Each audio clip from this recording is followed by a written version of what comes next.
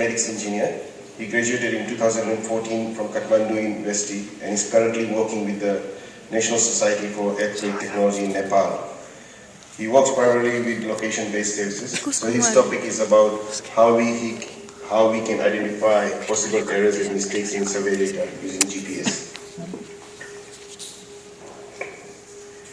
Thank you for the introduction. I would also like to thank the organizing committee for giving me this opportunity to speak in front of you all. And without any delay, I would like to start with my presentation.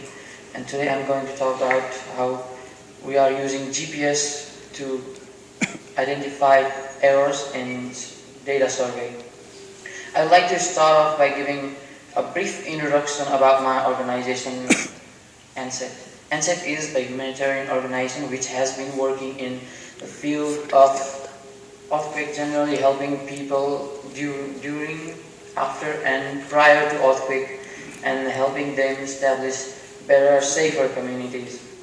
In our society we can generally see three parts which we like to categorize as policymakers, people who are in need, and science and technology. As we can see, there is generally a disconnect between these three.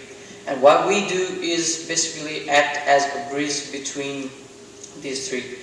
NSET has various projects that it is working on, and one of them is BCIPN.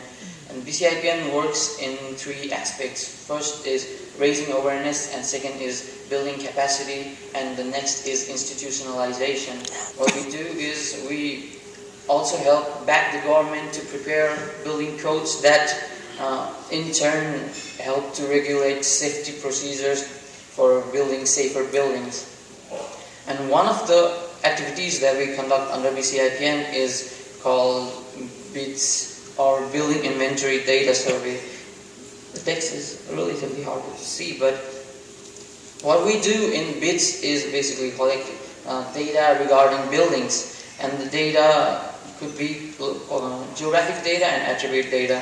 The major objective of this survey is to prepare an earthquake scenario. For example, if we conduct bids in these two regions, then we are basically finding out how these two regions will look like when an earthquake strikes.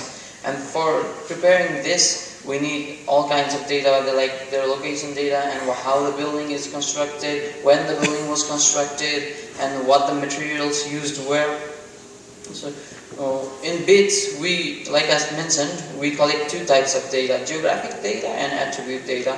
And we collect it in two modes. The surveyor that go to survey in the field are collecting the attribute data on their smartphones, because smartphones can do nearly everything these days. And they are also taking paper maps with them where they draw footprints of the buildings that they surveyed.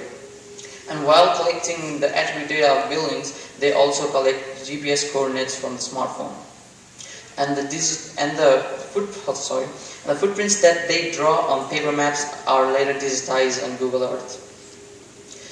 And as we have been often experiencing, people generally get confused when there are buildings that have similar geographic configuration. As you can see in this picture, there are two buildings on the side of the road, and they almost have same geographic configuration. And what people do mistakes in this scenario is that first mistake they can do is survey one building and mark it as other.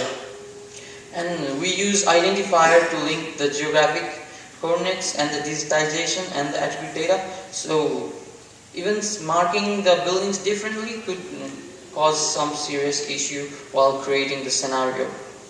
So in order to deal with this, what we do is we take the buildings that have been digitized, and then the GPS coordinate that